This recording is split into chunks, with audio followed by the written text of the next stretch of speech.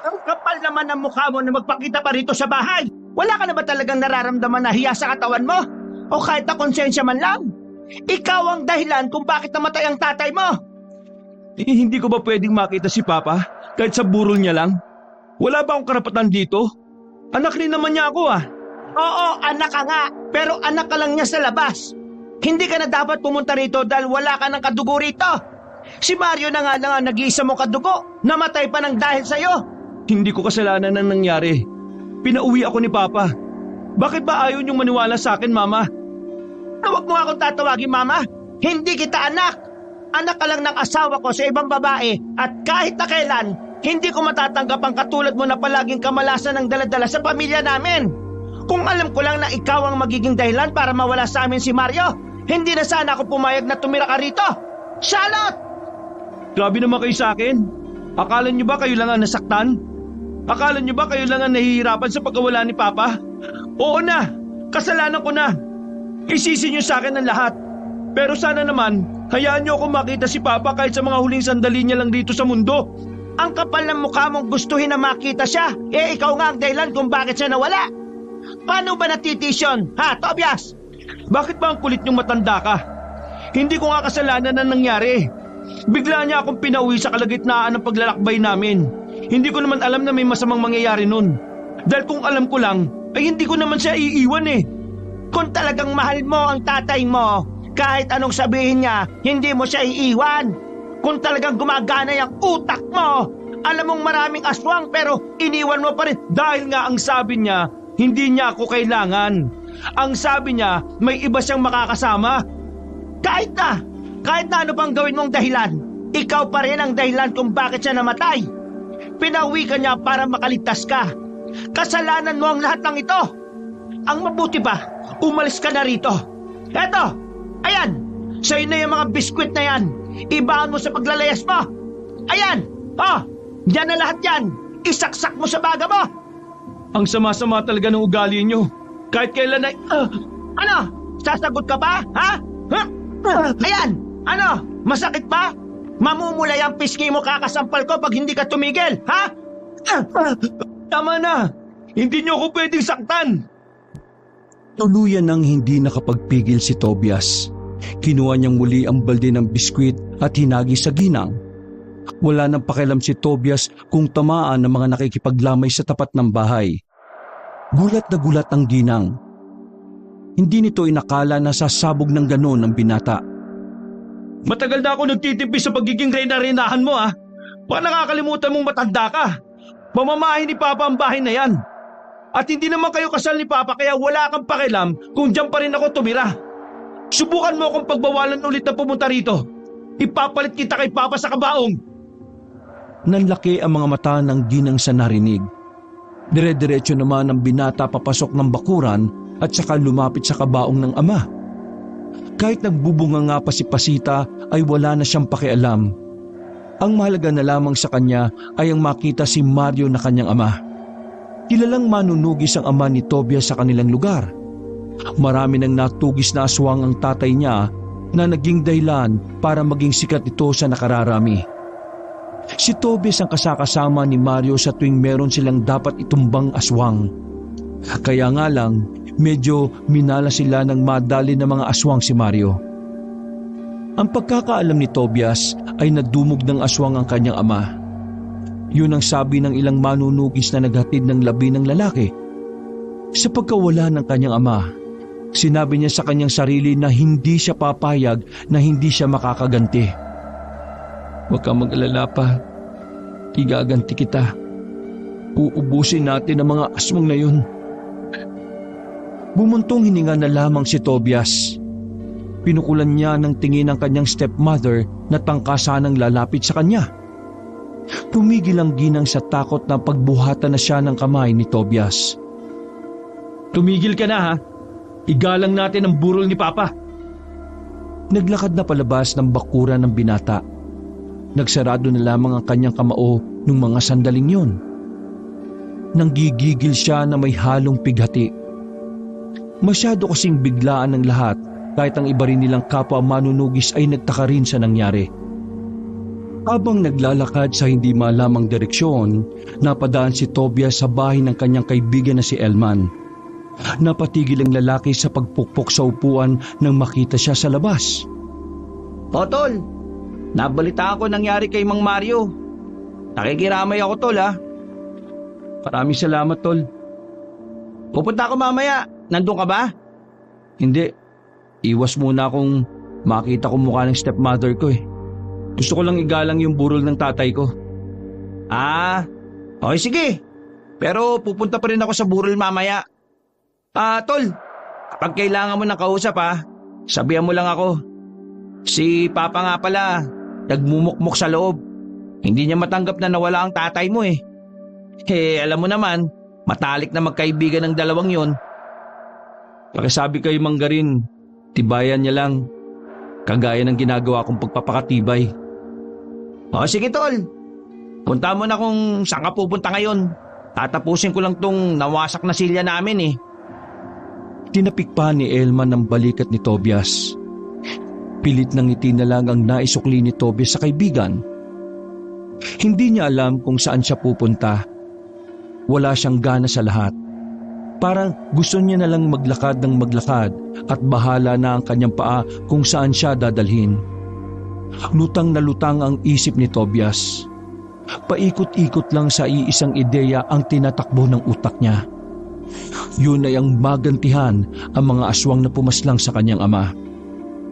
Sandali siyang tumigil. Napatingin siya sa bilog na buwan. Kapag nakikita niya yon, lagi niyang naaalala si Mang Mario.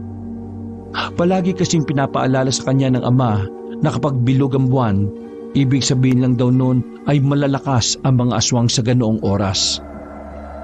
Pinapangako ko, Tay, sinusumpa ko sa buwan. Lahat ng mga lintik na aswang na yan ay uubusin ko. Wala akong ititira, bata man o matanda. May sakit man o may kapansanan, basta aswang, hindi ako magdadalawang isip na, Napalingon si Tobias sa kanyang likuran nang maramdaman na may tao sa kanyang likuran. Isang babaeng nakasuot ng uniforme ang nakita niyang nakatayo sa daan. Nagtaka si Tobias, hindi niya alam kung anong problema ng babae. Nang magsasalita na sana siya, bigla na lang tumumba ang babae at nagkalat pa ang mga dala nitong gamit. Buisit, anong nangyari dito? Miss? Miss? Ayos ka lang ba? Miss? Nag-aalangan man ay niligay ni Tobias ang ulo ng dalaga sa kanyang bisig. Pilit niyang ginigising ang dalaga. Pero wala na talaga itong malay. Wala nang choice ang lalaki. Kailangan na niyang buhatin yon at dalhin sa mas maayos na lugar. Nanlaki ang mata ni Elman at ni Manggarin nang doon dalhin ni Tobias ang babae. Nagtataka man, pinapasok pa rin sila ng mag-ama. Hiniga ni Tobias ang babae sa papag. Sa puntong yon, saka pa lamang nakita ni Tobias na may kagandahan pala ang babae. Parang manika ang mukha nito. Sa buong buhay niya, yun ang unang pagkakataon na nakakita siya ng dalagang ganun kaganda. Halos lahat kasi ng babae sa kanilang baryo, hindi na nga magaganda ay ang papangit pa ng ugali. Manggarin, Elman, pasensya na. Nakita ko lang kasi yan sa daan na hinimatay eh. Alangan namang iwan ko siya. Nakakaawa naman. Hindi ko alam ang gagawin ko kaya dito ko dinala. Kainis. Nagdadrama ako kanina tapos biglang nangyari yan Ako rin Nagdadrama ako sa kwarto ko. Nataranta ako sa sigaw nitong si Elman. Akala ko naman kung ano na. Pero, di bale, habang wala pa siyang malay dito muna siya. Hindi kaya paggising niya bigla na lang siya magwala. Baka isipin niya, may ginawa tayong hindi maganda. Di bahala siya. Itutulak natin siyang palabas. Kaya mo? Ang ganda-ganda niya, no? Ano naman? Biro lang. Kung magising na yan, ihatid niyo kung saan man siya nakatira. Alam niyo naman na delikado na rito palagi kapag gabi. Nagkakalat ang mga aswang. Mas maganda na kung may makasama siyang magaling na manunugis na gaya mo, Tobias. Umiling si Tobias. Hindi niya kayang tanggapin ang papuri ni Manggarin. Para sa kanya, hindi siya karapat-dapat na tawaging magaling. Kung magaling ako, dapat nagawa kong iligtas si Papa sa mga aswang. Lumapit sa kanya si Manggarin at inakbayan siya. Huwag mong sabihin yan. Hindi mo naman kasalanan ang nangyari. Ang mahalaga, buhay ka. Baka kaya ka pinauwi ni Paring Mario dahil ramdam niyang mapapahamak ka. Ngayon, nasa sayo na kung susundan mo ang yapak niya. Pa, masyado pang magulo yung utak niyang si Tobias. Wag na muna natin siyang i-pressure na pumalit kay Mang. Susundan ko ang yapak ni Papa. At pinapangako kong pagbabayarin ko ang pumaslang sa kanya. Uubusin ko ang mga aswang na yan. Bumuntong hininga si Tobias. Nakasarado na naman ang kanyang kamao. Nagtimpla na lamang si Manggarin ng kape para pakalmahin ang nag-aalab na damdamin ni Tobias. Habang nakakape sila ay nagkamalay na ang dalaga. Tumingin-tingin yun sa kanila. Nang mahimasmasan ay bigla na lamang yung sumuksok sa gilid. Huwag po! Hindi po mayaman ang pamilya ko! Kuwalan niyo po ako! Nakaramdam ng pagkairita si Tobias kaya ito na ang sumagot. Hoy, huwag kang magpapansin. Nahimatay ka sa daan at nakita kita. Hindi ka ba natuto sa school kung paano magpasalamat? Naimatay ako sa daan. Bingi ka ba? Kasasabi ko lang eh. Tol, kalma. Bakit init ang dugo mo sa babae? Ewan ko, naiirita ako. Iha, totoo ang sinabi niya. Dinala ka niya rito kasi nahimatay ka daw sa daan. Pasalamat ka kasi siya ang nakakita sa iyo. Kasi kung aswang ang nakatsyempo, naka, baka absent ka na bukas sa eskwelahan din niya. Parang nakaramdam ng hiya ang babae. Naliwanagan na ito sa sinabi ni Manggarin. Maraming salamat. Hindi ko kasi matandaan eh. Ang alam ko lang naglalakad ako. Pasensya ka na ha. May pinagdaraanan kasi itong kaibigan ko eh. Pero saan ka pa nakatira? Para maihatid ka namin. Ihahatid niyo ako? Oo, delikado na kasi sa daan eh. Baka hindi mo lang alam ha, sasabihin ko na sa'yo. May mga aswang nang gumagala-gala. Mga manunugis ang target nila. Pero delikado pa rin para sa sibilyan na makadaupang palad sila. May usap-usapan na pati mga sibilyan binibiktima nila. Kaya ko naman ang sarili ko eh. Maraming salamat na lang. Hindi mo kaya ang sarili mo. Hinimatay ka nga eh. Wala kang nagawa. Iha, magpatid ka na sa kanila. Mababait naman ang dalawang ito. Hindi sila bastos o banyak tulad ng ibang lalaki dyan. Isa pa, itong si Tobias, natural na sa kanya na tumulong kasi manunugis yan. Naman, ba't sinabi mo pa? Kumamot ulo na lamang ang ama ni Elmar. Saan ka ba nakatira? Ituro mo na kaagad para makauwi ka na. Parang nagdalawang isip pa ang babae. Pero nang makita nito si Tobias na parang naiirita na, agad na rin itong nagdesisyon. Sige, ihatid niyo na lang ako. Nakatira ako sa San Pablo eh.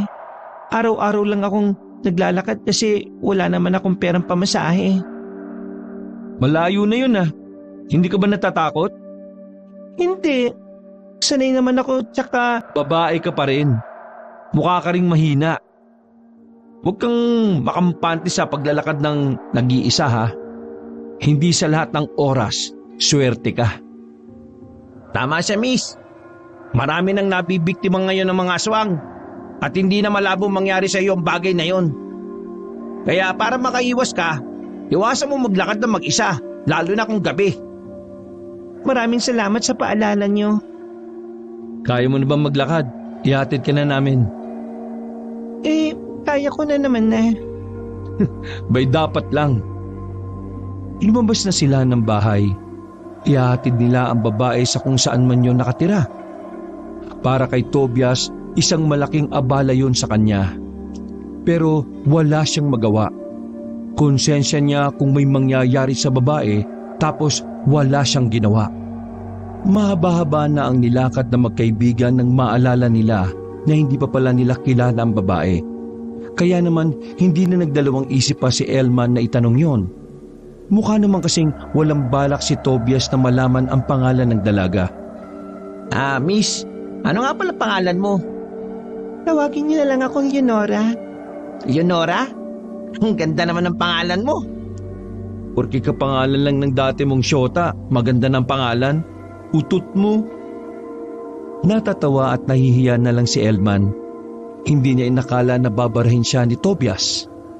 Samantala, masuring nagmamasid naman si Tobias sa kanilang nadadaanan. Hindi naman sa kinakabahan siya. Sadyang hindi na kasi niya alam ang daan na tinatahak nila. Yun ang unang pagkakataon na nagawi sila sa direksyon na yun. Kaya naman hindi niya maiwasang hindi maging mapuri sa paligid. Hindi naman sobrang liblib ang nadaanan nila. Marami pang halaman sa gilid pero kadalasan sa nadadaanan nila ay palayan. Ganun pa man, hindi naging kampante si Tobias. Palihim siyang nagdala ng punyal. Para kung sakaling may aswang na humarang sa kanila, may pwede siyang ipanlaban. Ganito kalayong nilalakad mo tapos sasabihin mong ayos ka lang? Hindi mo ba talaga alam ang nangyayari sa probinsya natin? Hindi naman kasi ako lumalabas palagi eh. Lalabas lang ako kapag may pasok. Tsaka doon sa amin, walang TV, walang radyo, wala rin kaming kapitbahay. Yung kalugar namin, ilang metro ang pagitan mula sa bahay namin. Marami nang inabala at pinerwisyo ang mga aswang para lang sa kaalaman mo ha. Isa na nga roon ang tatay ko. Bakit? Anong nangyari sa tatay mo? Pinatay siya ng mga aswang. Natamemi ang dalaga sa narinig. Wala naman kasi sa mukha ni Tobias na namatayan ito. Kaya hindi inaasahan ni Leonora na ganoon ang sasabihin ng binata. Kaya nga delikado na maglakad sa labas ng ganitong oras. Hindi ko alam kung matapang ka lang talaga o sadyang wala ka lang talagang alam sa paligid mo. Pasensya na talaga, wala akong alam. Pero nakikiramay ako sa pagkawala ng papa mo. Sana ayos ka lang. Pep, change topic, Leonora. Malayo pa bang bahay ninyo? Medyo masakit na kasi ang tiyan ko eh. Malapit-lapit na rin. Ayos. Makakapaglabas na rin ng sama ng loob. Uy, nakakaya ka naman. Makikitay ka pa sa ibang bahay. Okay lang. Para makapag-iwan ako ng remembrance ko dun. Nag-peace sign na lamang si Elman sa kanya. Mga ilang sandali lang, narating nila Tobias ang bahay ng babae. Di katulad sa mga nadaanan nila, ang parting yun na ng lugar ang medyo liblib. Kakaunti lang ang poste ng ilaw. Dahil base kay Leonora, hindi pa lubos na dinideklarang baryo o barangay ang lugar nila. Ayan na yung bahay namin. Pasensya na, medyo maliit lang. Ayos lang. Ang malaga pwede akong dumumi. Ay, oo, sandali, tatawagin ko lang si Lola. Lumapit ang dalaga sa pintuan at mahinghing kinatok ang pinto. Wala pang ilang sandali ay bumukas na rin ang pinto at bumungad ang matandang babae na puti na ang buhok. Bakit ngayon ka lang nakauwi? May project na naman kayo sa school. Teka, sino ba ang mga lalaking ito? Huwag mong sabihin na isa riyan ang nobyo mo, ha? Lola naman, malisyosa ka ha.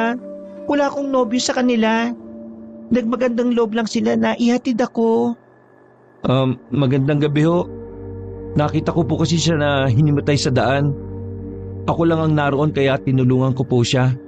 Nang magkamalay siya, sabi ko ihahatid namin siya dahil delikado nga ang daan. Naka, maraming salamat sa inyo kung ganon. Ito kasing si Leonora kapag napapagod yan talaga minsan hinihimatay yan. Paano? Wala naman kasing masakyan na papunta hanggang dito sa amin. Kaya wala siyang magagawa kundi araw-araw na maglakad. Pero maraming salamat talaga sa inyo mga iho. Lola, mawalang galang na po. Pero pwede bang makigamit ng banyo? Banyo ka pa? Pwede naman makigamit. Dumiretso ka lang ha. Huwag kang lilingon sa kahit saan. Basta diretso ka lang. May tawag sila sa ganyan focus sa goal. Ngumisi na lamang si Tobias dahil sa pagiging makulit na matanda. Gustong-gusto na niyang umuwi ng mga sandaling yon, pero habang naghihintay siya kay Elman, naging interesado siya bigla sa lugar na yon. Sa hindi kasi malamang dahilan, parang nakaramdam si Tobias ng kakaiba. Palagay niya, dapat siyang mag-usisa sa lugar na yon. Sa dami na kasi ng lugar na napuntahan nila ng kanyang ama, parang yun na lang yata ang lugar na hindi niya alam. Leonora, anong tawag sa lugar ninyo? Ang tawag ng iba dito, baryo ng Baldos. Pamilya Baldos kasi ang unang tumira dito noon. Pero ang tawag naman ng iba rito, libliban, kasi liblib na. Bakit? Marami na kasi ako napuntahan ng lugar sa probinsya natin, pero hindi ako pamilyar dito Kailan lang naman kasi nabuo ang baryong ito. Hindi pa nga kami kinikilalang baryo May napalitaan ka bang merong aswang dito? Sa tanong na yun ay parang nabigla ang babae. Agad itong tumingin sa malayo para hindi makita ni Tobias ang panlalaki ng mata nito. Aswang? Wala naman akong nababalitaan. Di ba nga, lagi lang akong nasa loob ng bahay? Nakakabagot siguro kapag katulad mo, no? Puro aral lang. Natawa na lamang ang babae. Tumayo na si Tobias nang lumabas na si Elman sa banyo. Nagpaalam na rin sila dahil mag-aalanganing oras na rin. Isa pa, kailangan ni Tobias na bumalik sa burol ng ama. Sigurado ba kayong hindi na muna kayo magkakape? Naku, maraming salamat na lang po. Mas marami pong kape sa burol namin. Sige ho, aalis na ho kami. Maraming salamat ulit Mag-iingat kayo. Hindi na lumingon si Tobias habang si Elman naman ay kumaway-kaway pa sa maglola. Habang naglalakad sila palabas ng baryo na yon, meron silang nakasalubong na dalawang lalaki. Nakatingin lang din yon sa kanila na parabang nakikiramdam kung may gagawin silang masama. Bakit tol? Kilala mo ba yung dalawang yon? Mga aswang. Aswang yun? Pero wala akong gagawin. Masama kutob ko Pakiramdam ko, marami sila rito. Sinasabi mo bang baryo to ng aswang? Hindi. Iniisip ko lang na dahil liblib ito, may mga napapadaan o nakatira din talaga ritong aswang. Pero hindi alam ng mga tao. Kagaya na lang ng dalawang yon. Kung nadala ko lang yung espada ko, tatapusin ko sila Kaso, punyal lang na maiksi ito. Babalik ka rito? Oo, pero hihintayin ko munang mailibing si Papa. Magsasanay pa ako. Magpapalakas ako. Saka ko sila iisa-isahin. Nakakatakot ka kapag nagsiseryoso ka, tol. Matakot ka kapag hindi na ako seryoso. Kasi hindi na ako yun kapag ganun. Tara na. Pinagpatuloy ng dalawa ang paglalakad kahit na may nararamdamang pag-aalala. Nakikiramdam si Tobias sa paligid kung merong nasunod sa kanila. Pero sa awa ng Diyos ay wala naman silang nakita. Hindi mawala-wala sa isipan ni Tobias ang dalawang lalaking aswang nang makabalik na sila sa kanilang baryo. Naisip niya na lang bigla na parabang mas magiging kampante na ang mga aswang. Unti-unti na nilang nilalabas sa mga sarili nila na parang normal lang na tao. Bumuntong hininga na lamang si Tobias habang nasa lamesa sa burol ng kanyang ama. Patingin-tingin pa sa kanya ang stepmother na si Pasita. Pero sa pagkakataon na yon, nag-aalangan na itong lumapit sa kanya. Maging ang ibang kakilala ng ginang ay natatakot na rin kay Tobias. Hindi kasi inaasahan ng mga yon na papalag na ang binata kay Pasita. Muli siyang lumapit sa kabaong ng ama at pinagmasdan ang mukha nito. Nakita niya na parang nakasimangot o malungkot ang mukha ni Mario. Lalong nanikip ang dibdib ni Tobias. Palagay niya kasi ay hindi pa talaga handa ang kanyang tatay na mawala sa mundong ito. Nakaramdam na naman ng galit ang binata, pero mas lumalamang ang sakit sa kanyang puso. Pagkatapos niya ron, nagtungo na muna siya sa isa pa nilang bahay. Ang bahay na pinundar ng kanyang ama para pagtaguan ng kanilang mga gamit. Ang bahay na yon ay nakatirik sa dulo ng baryo, na kung saan ay wala ng gaanong tao na nagagawi roon. Kinuha niya ang kanyang espada na nanggaling pa sa ilalim ng papag. Yun ang espadang bigay ng kanyang ama nung siya ay baguhan pa lamang sa pagiging manunugis. Katagal-tagal na rin mula nang hindi nadadampian ng dugo ang talim nito Pero ramdam ko na, nararamdaman ko na muli na kitang magagamit. Hinalikan niya pa ang kahabaan ng espada. Pinagmasdan niyang maigi ang talim nito. Napadako ang tingin ni Tobias sa bintana nang maramdaman niyang tila may taong napadaan sa labas. Hinawakan niya agad ng mahigpit ang espada at inihanda ang kanyang sarili. Maraan siyang naglakad. Paglabas niya ay naramdaman niyang nasa bubungan ang kaluskos. Pagtingala niya ay nakita niya roon ang isang tiktik. Nanlilisik pa ang mga matang nakatingin sa kanya at naglalaway. Nasa aktong aatakihin siya nito, pero dahil may kaalaman naman si Tobias sa pakikipaglaban, hindi siya nito nagalusan. Agad na nataga ni Tobias ng espada ang tiktik. Tinamaan ito sa tagiliran na naging dahilan para mapabagal ito. Ang lakas ng loob mong pumunta rito na mag-isa Walang awang tinaga ni Tobias ang aswang sa liig nito. Nang masigurong wala na itong buhay, ay sinunog na niya ang aswang. Lumingon-lingon pa siya sa paligid pero wala na siyang nakita. Nung mga sandaling yon, ramdam na ni Tobias ang pagmamadali ng mga aswang na malaga sa mga manunugis. Isang hindi magandang senyales para sa kanya. Makalipas ang ilang araw, nailibing na rin ang labi ng ama ni Tobias na si Mario. Nilunod din ng binata ang sarili sa pag-iensayo para maging karapat-dapat na kapalit ng kanyang ama. Kahit na papaano, ramdam naman ni Tobias na may pag-unlad sa kanyang sarili. Mas sumusay siya kumpara noong nakakasama niya pa ang kanyang ama. Pero kasabay ng kanyang pag-unlad ay ang pag-usbong ng mga pagpatay sa kanilang lugar. Ilang beses napapabalita na may ilang albularyo at manunugis na ang natatagpo ang patay. Bagay na nagpapatunay na hayok ang mga aswang na ubusin silang lahat. Huwag kang mag-alala. Hindi ko naman aangkinin ang lupa ng naiwan ng tatay mo. Isaksak mo sa baga mo kung gusto mo.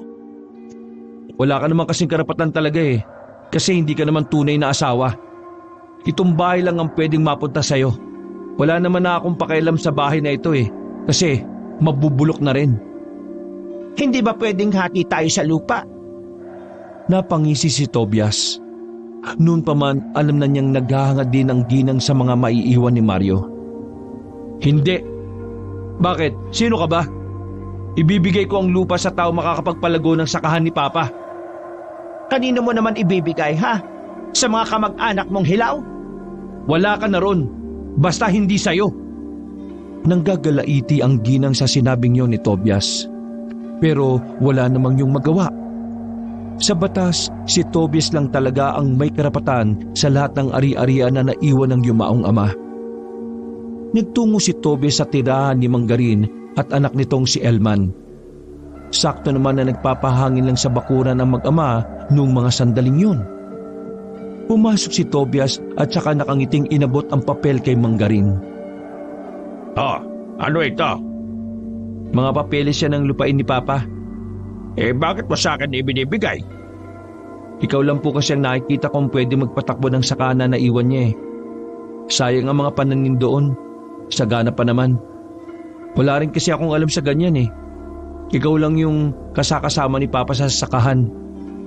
Kaya naisip ko na baka kaya mo kong tulungan sa bagay na ito. Sa iyo ko po ipagkakatiwala ito. Huwag po kayo mag-alala. Maghahati po tayo sa mga kikitain. Napatayo si Manggarin sa kanyang kinauupuan. Hindi ito makapaniwala. Sigurado ka ba, Tobias? Wala namang problema sa akin kung may kikitain ako. Ang akin lang mahalaga ito sa papa mo. Hindi ba mali na ipaubaya mo ito sa hindi mo naman kadugo? Parang kadugo ko na rin naman kayong dalawa ni Elman. Matalik na kaibigan ho kayo ni Papa. Matalik na kaibigan ko rin naman si Elman. Kayo ang laging nandyan sa amin kapag may problema kami. Kaya wag na ho kayo magtaka na mas may tiwala pa ako sa inyo kaysa sa mga kamag-anak ko. Ay nako, Diyos ko, itong taong to, huwag ka mag-alala, iho. Gagawin ko ang lahat para maging maganda ang takbo ng sakahan natin. Maraming salamat to, Manggarin. Naging maganda naman ang pagpapatakbo ni Manggarin sa sakahan sa mga unang linggo. Masaya si Tobias dahil sa wakas, mas mapagtutuunan niya ng pansin ang pagtugis niya sa mga aswang. Hindi na siya humingi ng alalay sa mga kapwa nila manunugis. Mula nang mamatay ang kanyang ama, nawala na siya ng tiwala sa mga kapwa nila. Hindi man lang niya kasi nakitaan ng parehong interes ang mga ibang manunugis. Parang natakot pa nga mga yon na kalabanin ang ibang aswang. Pero wala nang pakialam si Tobias kung may sumama man sa kanya o wala. Ang mahalaga na lang sa kanya ay mapatay ang mga aswang. Naglalakad si Tobias patungo sa libliban noong mga sandaling yon. Babalik siya sa lugar kung saan nakatira ang dalagang si Leonora. Dala-dala niya ang kanyang gamit. Talagang mukha siyang manunugi sa mga sandaling yon. Habang naglalakad papasok sa libliban, nakasalubong niya ang matandang si Esang. Madilim na ang daan pero katakataka na nasa labas pa ang matanda. Nagkatinginan sila at napatigil. Iho, di ba isa ka sa nagatid sa apo ko? Tama ako, hindi ba? Opo, tama po. Anong ginagawa mo rito? Pupuntahan mo ba si Leonora? Natutulog na. Iba po ang pakay ko. Iho, sabihin mo nga sa akin, ano ka ba talaga? Tumingin ng seryoso ang lalaki. Hindi na niya itatago pa ang tunay niyang katauhan. Isa po akong manunugis ng aswang. Anak ng dating pinakamagaling na manunugis na pinatay rin ng mga aswang. Marios, Bakit po?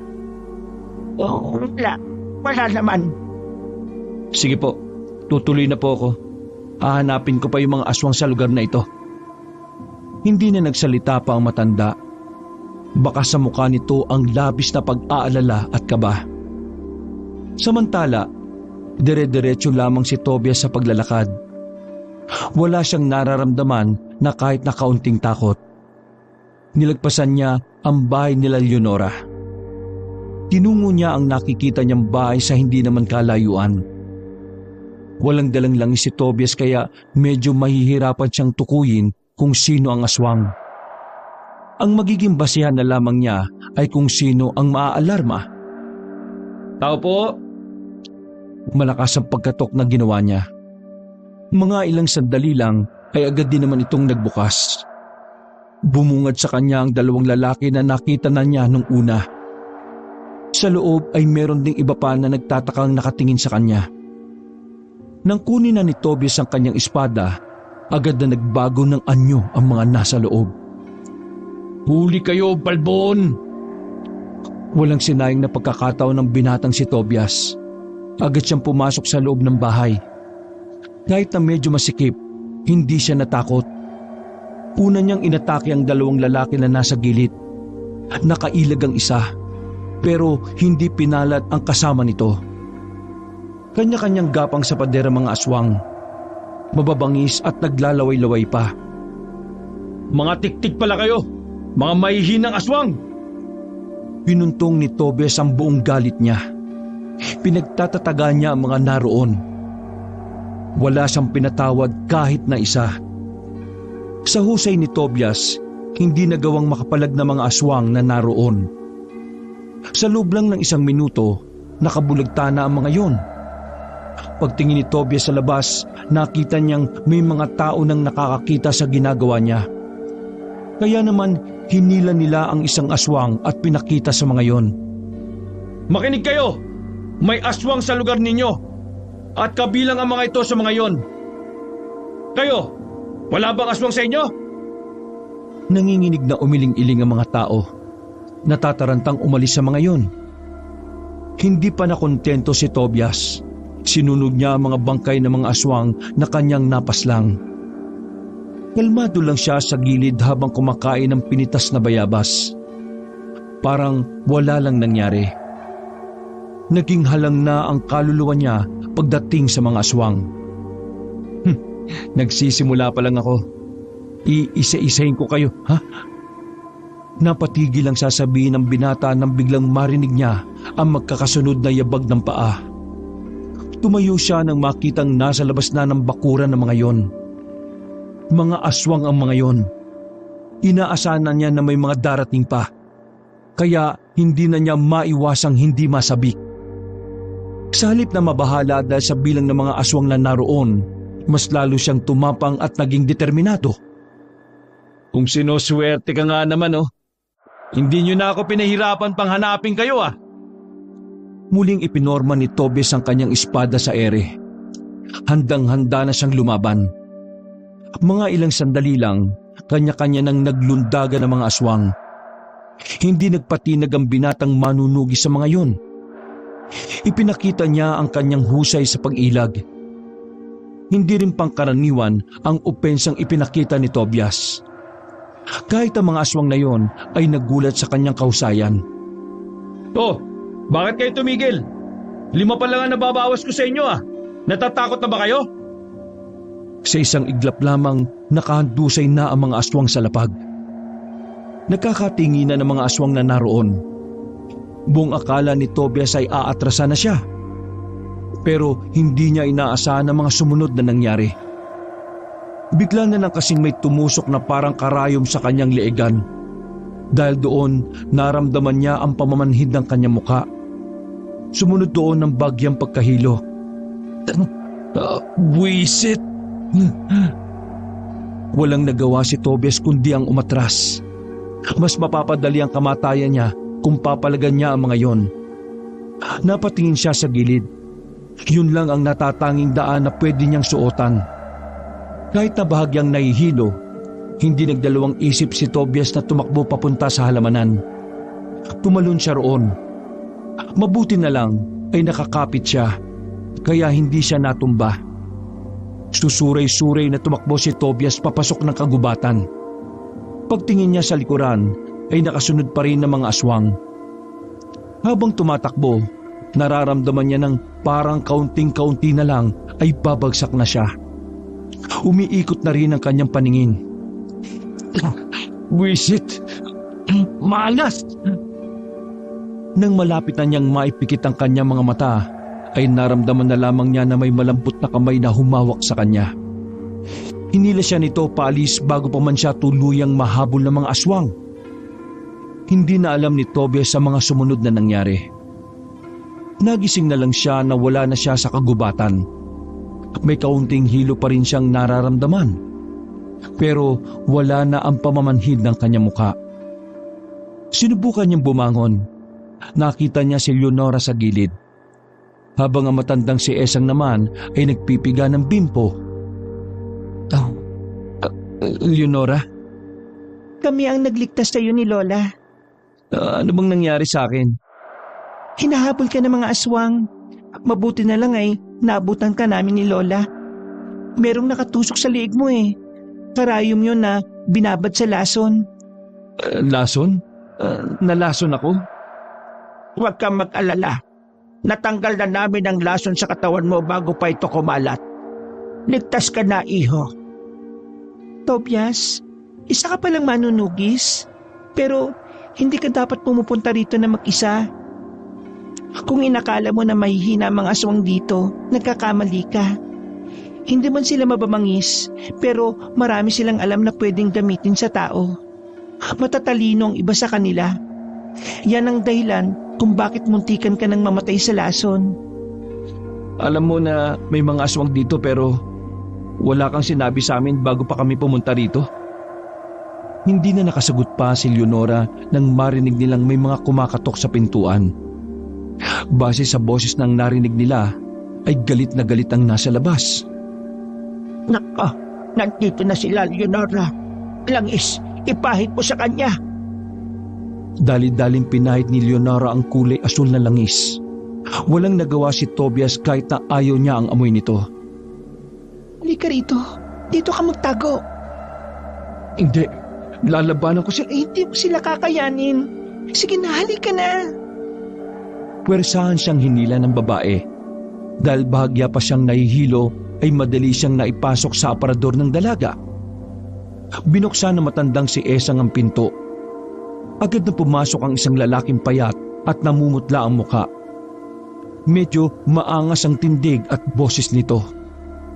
Mula sa maliit na butas sa aparador ay kita ni Tobias na mga aswang yon. Hoy, tanda! May nakapagsabi sa amin na dito dumaan ang manunugis ha. Nasaan? Ituro mo! Bakit naman kami ang tinatanong ninyo? Malay ba namin kung tinulungan niyo ang lokong yon? Eh di ba kasi dati na rin kayong may tinulungan na manunugis? Wala. Kwento-kwento lang yan. Hindi naman yan napatunayan. Walang manunugis dito.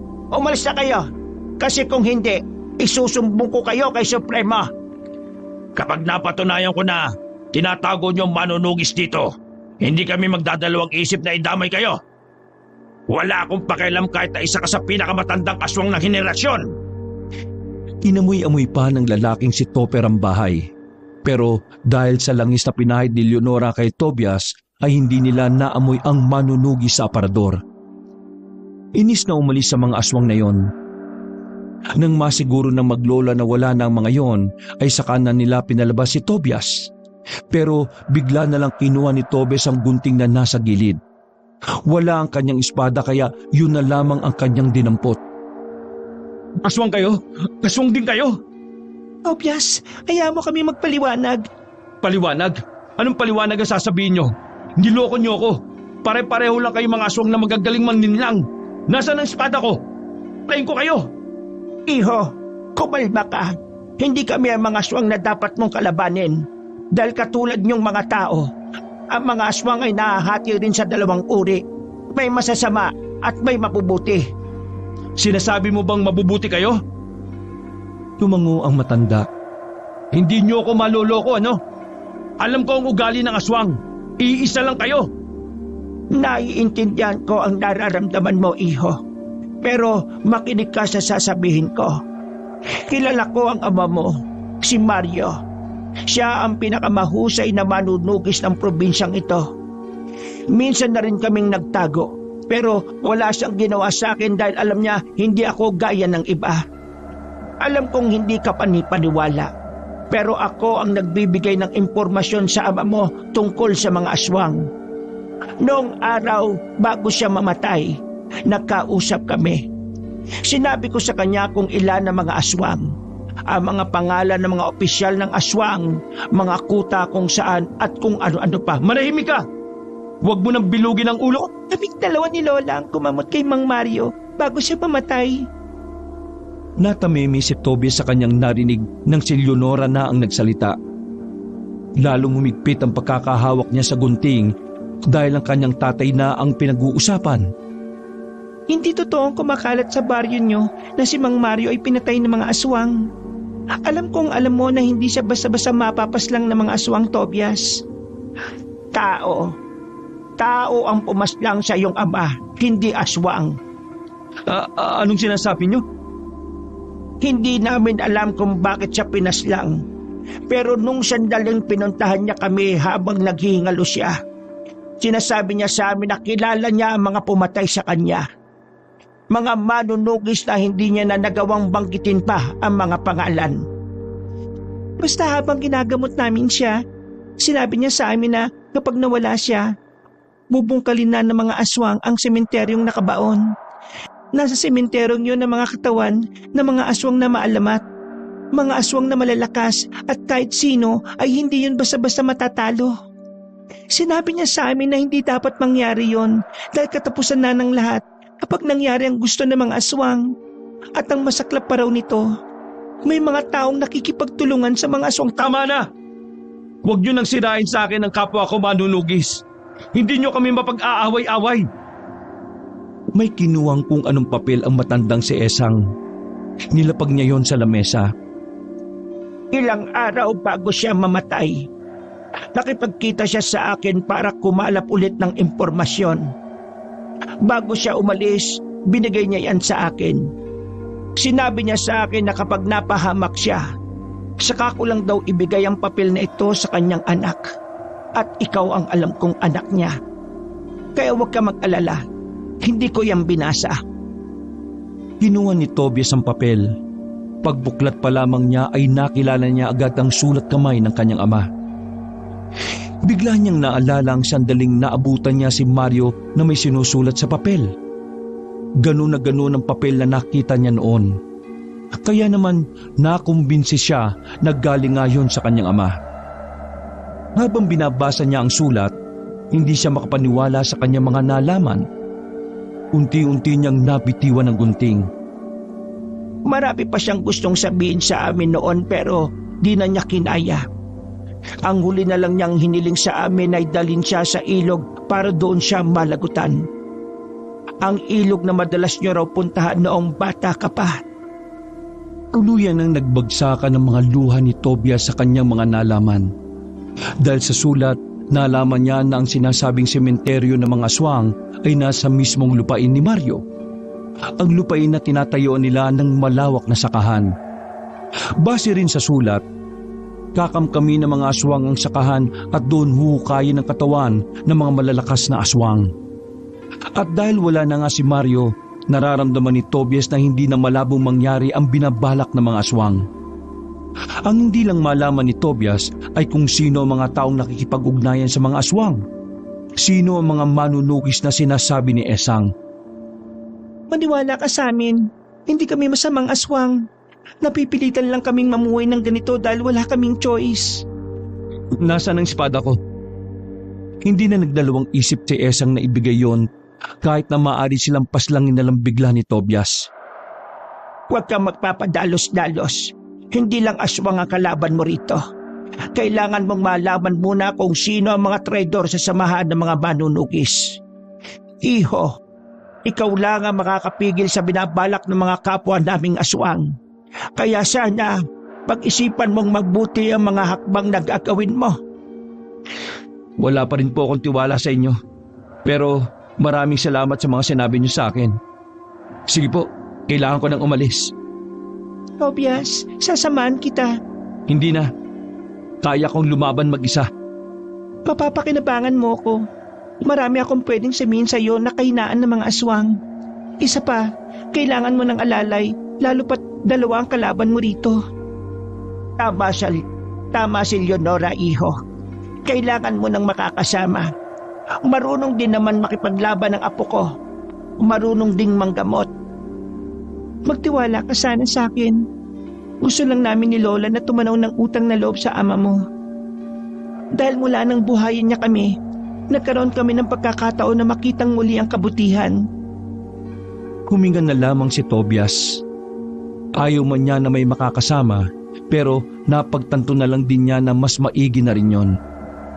Natuto na siya sa nangyari sa kanya, na dapat hindi niya minamaliit ang mga aswang at hindi siya dapat nagpapadala sa kanyang emosyon. Sige, basta ayaw ko na magiging pabigat ha.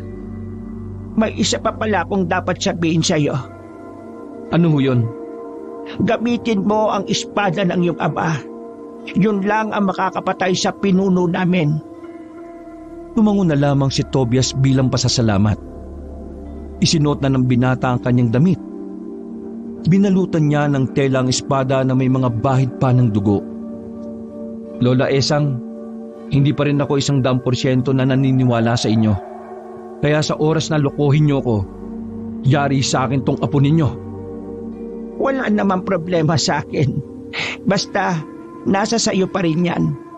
Ang gusto ko lang naman ay hindi magtagumpay ang mga masasamang aswang. Maingat na umalis si Tobias at Leonora. Walang nakakita sa kanilang aswang, kaya naman ligtas silang nakalabas ng libliban. Pasensya ka na kung hindi ko kagad sinabi sa'yo na baryo ng aswang ang lugar namin. Natatakot kasi ako na baka bigla mo na lang kaming paslangin ni Lola. Naglalakad na sila noon pauwi sa baryo nila Tobias. Wala nang katao-tao sa paligid. Ramdam na ramdam din ang katahimikan na parang nakabibingi. Alam mo na kung sino ako una pa lang? Oo. Mula doon sa nawalan ako ng malay hanggang sa makarating ka sa amin. Planado namin lahat ni Lola. Pagtangka namin yun na sabihin sa iyo ang totoo, kaso nung gabing yun, kita ko na hindi mo pa kayang umintindi dahil masakit pa sa iyo ang lahat. Ganun ba? Sige. Hindi ka nagalit? Gusto mo makita kung paano ako magalit? Huwag na. Nanahimik na ang babae sa mga sumunod na sandali. Samantala, sa halip na umuwi si Tobias sa bahay ng kanyang ama, agad siyang dumiretso sa kanilang sakahan. Hindi niya maintindihan ang nararamdaman ng mga oras na yon. Kinakabahan siya. Pagkarating nila roon, tahimik na ang sakahan nila. Nakapagtataka na wala roon ang ibang mga magsasaka na dati namang nagtatrabaho para kay Mario. Nagkaroon na ng masamang kutob si Tobias. Ang unang pumasok sa isip niya, baka napahamak na si Manggarin. Meron ka bang nararamdaman na aswang na naririto? Meron. Marami sila. Doon. Tara, pumunta tayo ron. Marahan at maingat ang ginawa nilang paglapit. Malakas ang kutob ng dalaga na sa likod ng matataas na puno ay naroon ng mga aswang. Nang makarating sila roon, ay pasimple silang sumilip. Hindi inaasahan ni Tobias ang makikita niyang eksena. Maraming aswang ang nagtitipon sa bahay kubo na kung saan madalas na pinagpapahingahan ng mga magsasaka ni Mario. Pero nagsalubong ang kilay ng binata nang matanaw ang mga pamilyar na mukha na naroon. Ha? Si Manggarin? Si Elman? At ang mas nagpakulupan ng kanyang dugo ay ang kanyang stepmother na naroon din. Nakakapit sa braso ni Manggarin na parang linta. Sila ang nakikipag-ugnayan sa mga aswang? Tobias, mukhang binibenta ng ama ni Elman ang lupain ninyo sa mga aswang. Pagkamuhi agad ang nabuhay sa kalooban ng binata. Hindi niya kailanman naisip na ang mga tunay pala talaga niyang kalaban ay nasa buhay niya lang din. Naiiyak sa galit si Tobias, lalo na sa katotohanan pati ang kanyang kaibigan na si Elman ay matagal na siyang pinagmukhang tanga. Buong buhay niya, akala niya ay sincero ang pakikipagkaibigan nito sa kanya. Ang lupain pala ang matagal ng hangat na mag-ama. Tobias, gagawin natin? Pipigilan ba natin sila? Hindi. Hahayaan ko muna mangyari ang gusto nila. Mas magandang hindi nila alam na may alam na ako. Tara, umalis na tayo. Nagmamadaling umalis ang dalawa roon. Wala nang pakialam si Tobias kung naibenta na ni Manggarin ang lupain ng kanyang ama. Ang mahalaga, alam na niya ang susunod niyang gagawin. Tumungo siya sa bahay na pinagtataguan nila ni Mario ng kagamitan nila. Hinuha niya ang espada ng kanyang ama. Sa lahat ng espadang nakita niya, yun lang ang pinakamaganda para sa kanya. May disenyo yung dragon sa katawan at ang hawakan nito ay may nakaukit na pangalan ng kanyang yumauring ina. Hindi ko alam kung karapat-dapat ko bang gamitin ang espada na ito. Pero para sa kapakanan ng mas maraming tao, inararangal kong hawakan ito bilang pansamantalang akin. Tobias, kakalimutan palang sabihin ni Lola. Tingnan mo sa kabila ng hawakan, naroon na rin ang pangalan mo. Nang iikot ni Tobias ang hawakan ng espada, ay nakaukit nga roon ng kanyang pangalan. Napayak na lamang ang binata. Niyakap niya ang espada. Dapat pala, hindi ko na sinabi. Umiyak ka tuloy. Lumapit ang dalaga kay Tobias. Tinapik-tapik nito ng mahina ang balikat ng lalaki. Mahal na mahal ka ng papa mo. Nung pumunta pa siya sa amin, lagi kanyang nababanggit.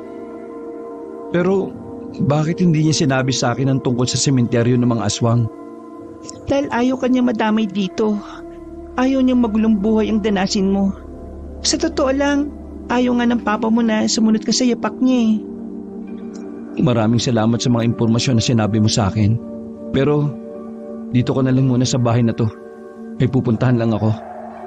Kakausapin mo ba yung mag-ama? Tumango na lamang ang binata.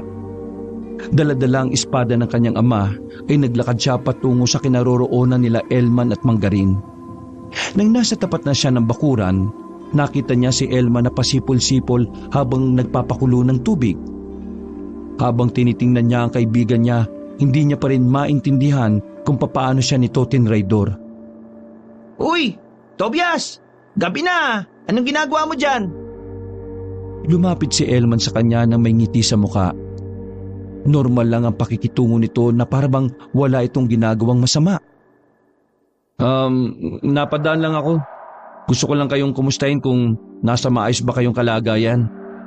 Maayos lang naman kami ni Papa. Si Papa, nagpapahinga na sa loob. Yung lupain kaya ng tatay ko, maayos pa ba? Tila ikinagulat ni Elman ang sinabi ni Tobias. Uutal-utal itong sumagot. Ha? Yung lupain? Yan, maayos. Maayos naman yon. Kaya huwag ka mag-alala. Ngumiti na lamang si Tobias kahit na ang totoo. Gustong-gusto na niyang hatawin ng espada ang tinuring niyang kaibigan. Nagpaalam na rin siya sa kaibigan. Kumaway pa si Elman sa kanya bago siya tuluyang makalayo. Ang sunod niyang pupuntahan ay ang mga kampo ng kapwa niya manunugis. Iisa-isay niya mga iyon para malaman kung isa sa mga iyon ang pumaslang sa kanyang ama. Pagdating niya, naabutan niyang nagiinuman ang ilang manunugis. Kasama na roon ang lider ng mga manunugis na si Hernando.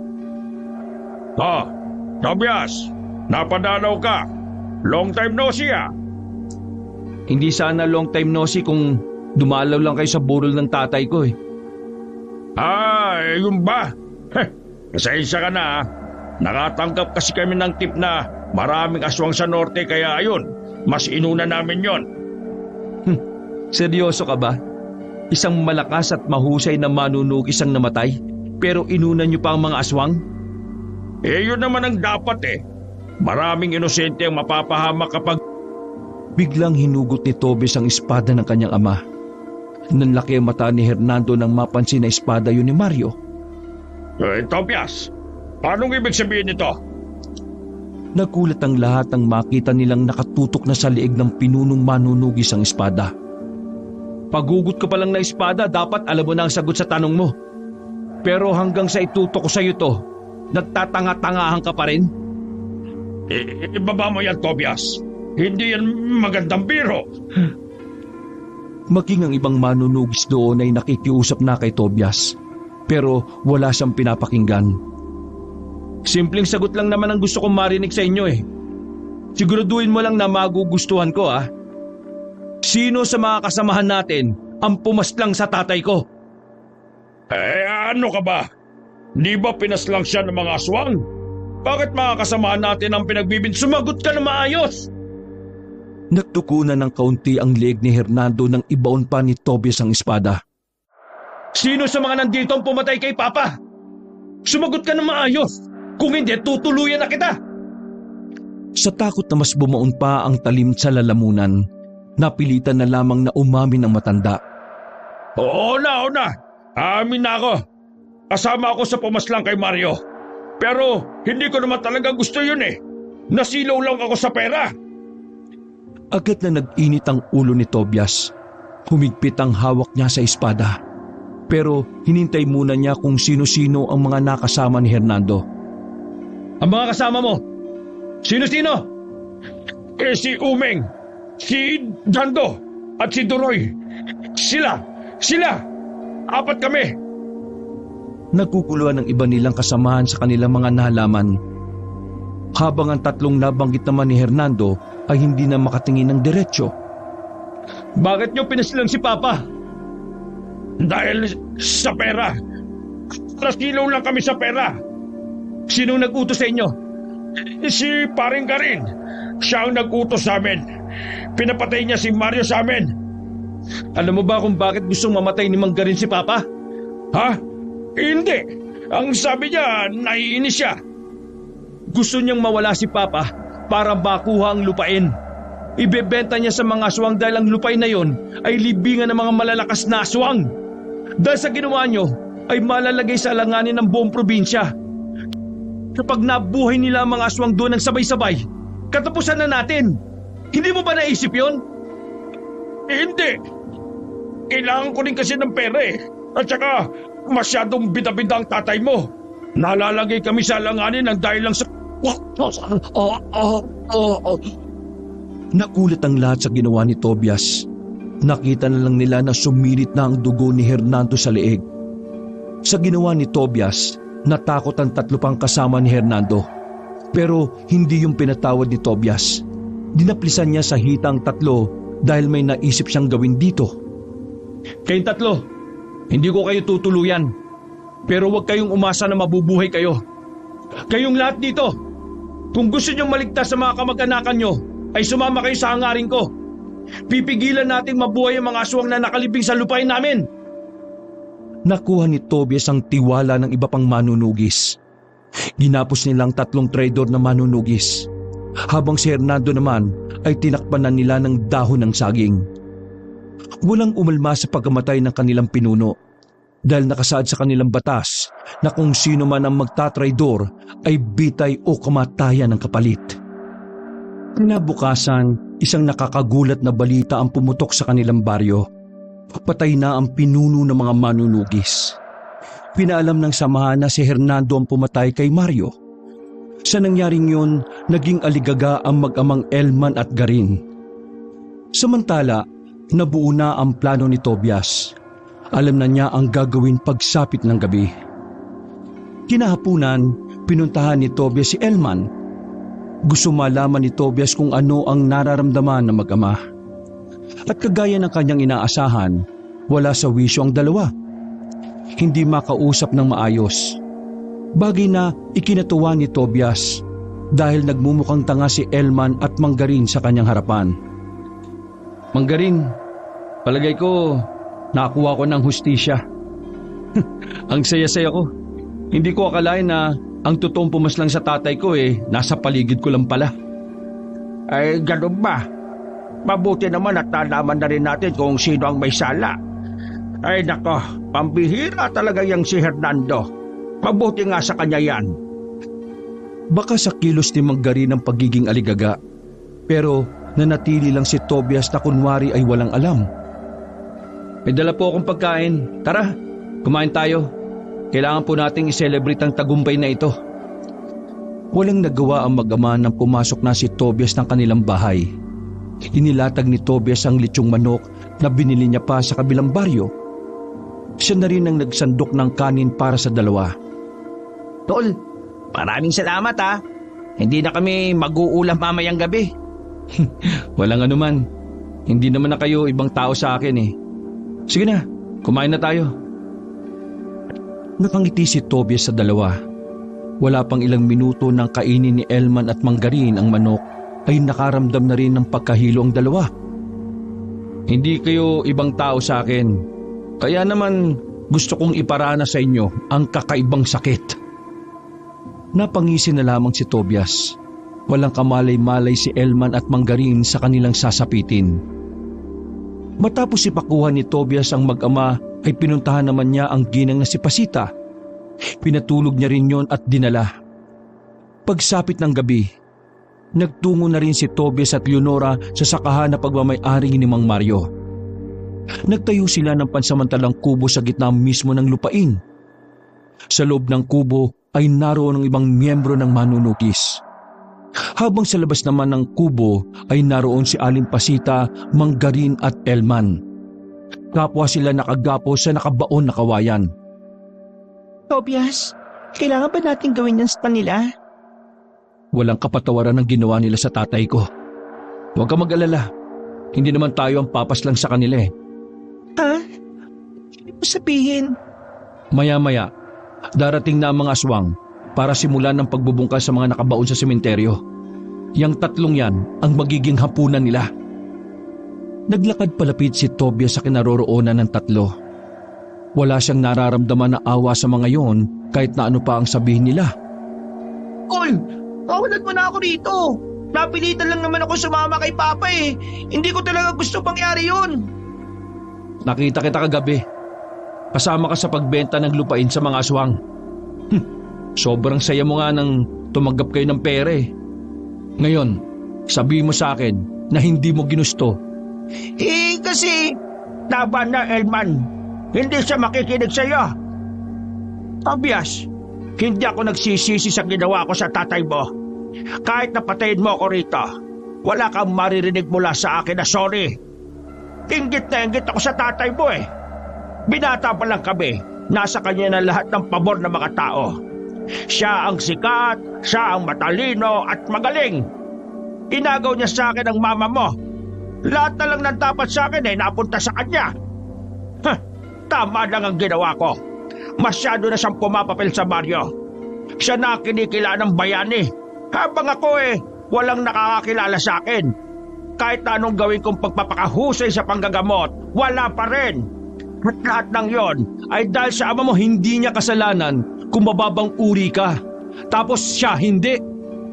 Nilamon ka ng inggit mo. Ikaw ang may kasalanan kung bakit ka naging ganyan. Kaya wala kang karapatan na inagaw niya ang lahat sa'yo.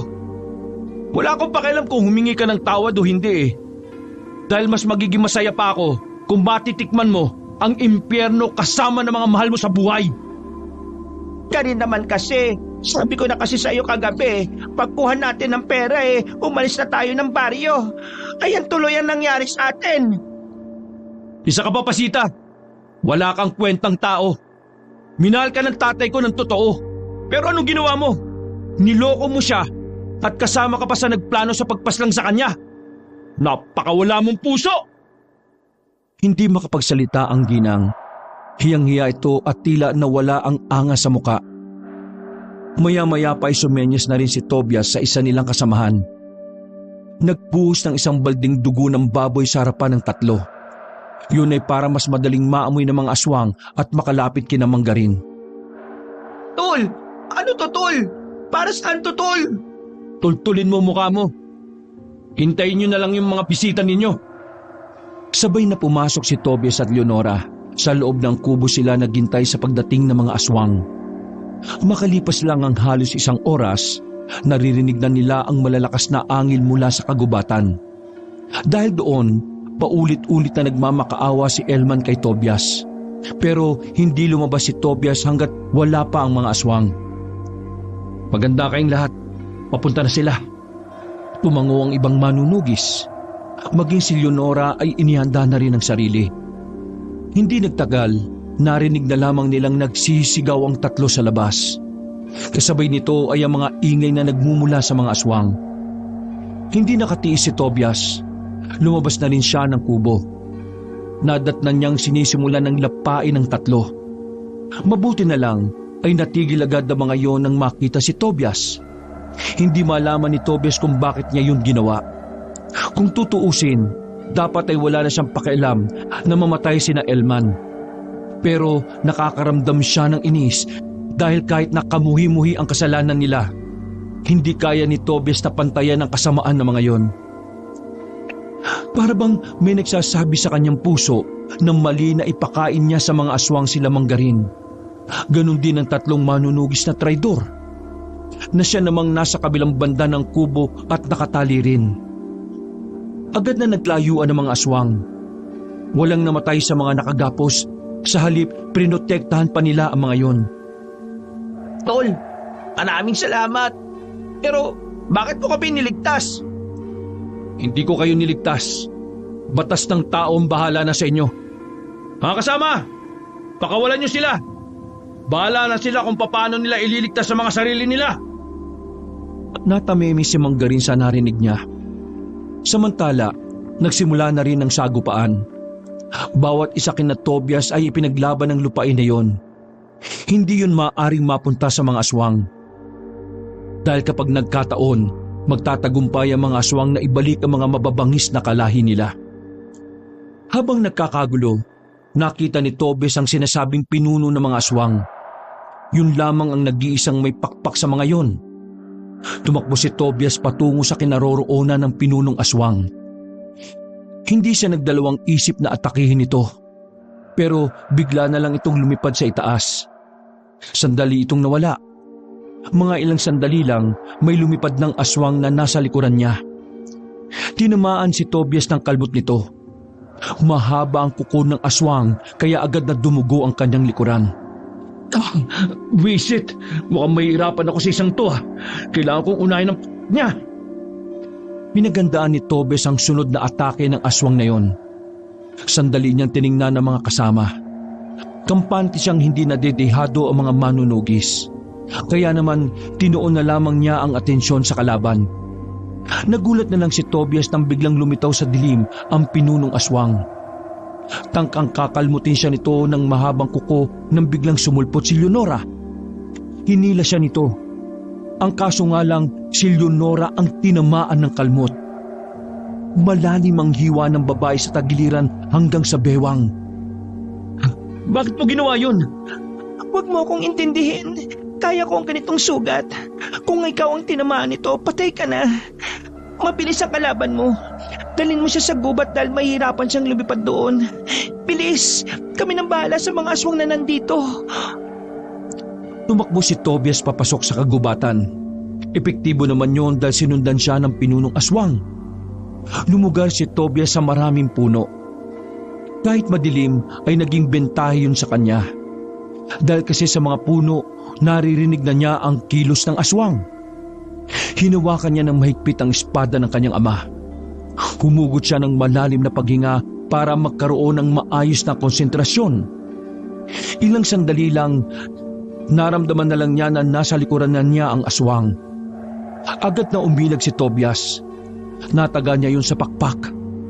Dahilan para bumagsak ang aswang sa damuhan. Hindi kayo magtatagumpay sa plano ninyo! Tinaga ni Tobias ang pinunong aswang pero kahit sugatan na ang isang pakpak nito ay nakailag pa rin.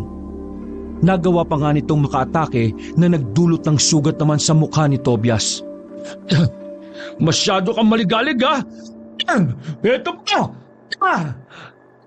Tinamaan niya ulit yon, pero sa pagkakataon na yon ay ang kabilang pakpak naman ang nadali niya. Sinamantala na ni Tobias ang pagkakataon. Sinundan niya pa ng isa pang taga. Hindi na nakailag ang aswang. Sinalo nito ang taga ni Tobias sa kaliwang balikat. Umangil ng umangil ang pinunong aswang. Sinubukan pa nitong lumaban pero sa puntong yon ay hinang-hina na rin ito. Nang tuluyan na itong bumagsak ay inakala ni Tobias na patay na nga yun. Hanggang dito na lang kayo. Mahinang nilalang. Tumalikod na si Tobias nang mapansing hindi na gumagalaw ang aswang. Pero ang hindi niya alam ay nagkukunwari lang pala yun. Bigla itong bumangon ulit. Masumaba na ang mga kuko nito na parang isang kutsilyo. Nasa aktong itatarak ng aswang ang mga kuko sa likuran ni Tobias pero pagharap niya ay naroon na si Elman. Ito ang sumalo ng dapat ay para kay Tobias. Agad na sinalo ni Tobias ang pabagsak na si Elman at pinukol naman ng espada ang pinunong aswang. Tinamaan yun sa ulo na naging dahilan ng tuluyan nitong pagkamatay. Elman! Mas mahalaga sa akin ang buhay mo kaysa sa buhay ko, Tol. Hindi ako humihingi ng kapatawaran. Hindi ko yun deserve. Pero gusto kong malaman mo na may parte ng buhay ko na totoong tinuring kitang kapatid. Elman! Uy! Tata! Ang ginawa yun! Tuluyan ng bumitaw ang binata sa kamay ni Tobias. Kahit anong gawin pag-alog ni Tobias sa kaibigan, ay hindi na rin yon tumutugon pa sa kanya. Sa puntong yon, para pang nabura na ang lahat ng galit ni Tobias kay Elman. Pansamantala niyang nakalimutan ang kasalanan nito. Ang tanging tumatakbo lang sa isipan niya ay sana magkaroon ng pagkakataong makabawi si Elman sa kanya. Pero kahit ilang sana pa ang sabihin niya, batid niyang hindi na yon mangyayari pa. Hagulgol ang ginawa niya. Bitbit niya ang katawan ng kaibigan at naglakad pabalik sa sakahan. Pagdating niya roon, natalo na ng mga manunugis ang aswang. Agad namang lumapit si Manggarin para kunin ang wala ng buhay na anak. Yan ang epekto ng kasakaman mo, Manggarin. Humagulgol ng iyak ang matandang lalaki. Napailing na lang din si Tobias. Sa parehong gabi, tinipon nila ang mga bangkay ng aswang. Sinunog nila yon sa iisang lugar. Pagkatapos, binungkal na nila ang sakahan. Tumambad sa kanila ang mga puntod na hinihinalang malalakas na aswang. Para hindi na yun mabuhay pa ng ibang aswang, pinagsama-sama nila ang mga buto sa isang drum. Sinilaban din nila ng apoy. Nagtagumpay si Tobias sa hangarin na mapigil ang mga aswang sa masamang layunin. Kinabukasan din naman, kusang sumuko si Manggarin at pasita sa mga pulis. Inamin ng mga ito ang pagpaslang kay Mario na ama ni Tobias. Tuwang-tuwa naman ang mga tao sa baryong yon nang pumutok ang balitang nanalo sila sa laban. Ganun pa man, hindi pa rin maiwasan ni Tobias na manghinayang sa mga buhay na nawala. Lola Esang, Leonora, maraming salamat sa mga sandaling inasikaso niyo ang tatay ko. Maraming salamat din sa tulong niyo sa akin. Hindi ko kayo makakalimutan. Kung makapagsalita ka naman, parang namamaalam ka na. Giging abala na kasi ako eh. Dadayo na ako sa iba't ibang probinsya para ubusin pa ang mga natitirang aswang. Masaya kami para sa iyo. Alam ko rin na proud sa iyo ang papa mo. Huwag ka mag-alala, iho. Palagi lang kaming nandito para tulungan ka. Para sa kapayapaan ng lahat. Maraming salamat po, Lola Esang. O sige po, mauna na po ako. Kumaway na lamang si Tobias sa maglola. Bit-bit ang kanyang espada, handang-handa na siyang maglakbay para simulan ng ubusin ang mga aswang sa buong Pilipinas. Wakas.